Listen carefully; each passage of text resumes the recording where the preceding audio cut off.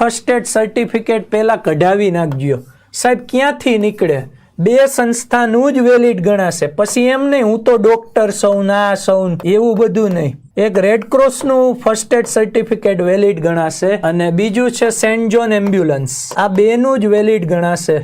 Okay, જૂના conductor મિત્રો આપણા બની ગયા હોય એમને બી આપણે આ બધું પૂછેલું કે સાહેબ આ બેનું વેલિડ ગણતા હોય છે. હવે જેણે કઢાવ્યું જ નથી ને તો બનતા સુધી આમાં જઈ ગયો, બરાબર, રેડક્રોસનું કઢાવજો. કોક કે સાહેબ મેં તો સેન્ટ જોનનું કઢાવ્યું, નો ટેન્શન, બરાબર, નો ટેન્શન. ઓકે, એનું બી ચાલશે જ. પણ જેણે હજુ કઢાવ્યું ન હોય તો આને પ્રાયોરિટી આપજો, બરાબર. રેડક્રોસ માંથી જલ્દી નીકળી જતું હોય એવા આપણા મિત્રોએ અમને કીધેલું છે. ચાલો આટલું રેડી કરી નાખ્યું. હા, ડન. હવે અહીંયા ધ્યાન રાખો, બરાબર. ફોર્મ ભરવા માટે કયા ડોક્યુમેન્ટ જોશે?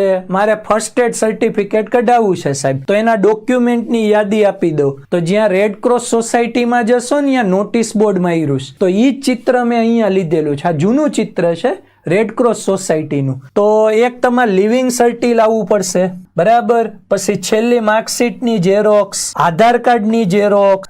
એ સમયે 700 રૂપિયા ફી હતી, અત્યારે 1000ની આડે ગાડે હોય.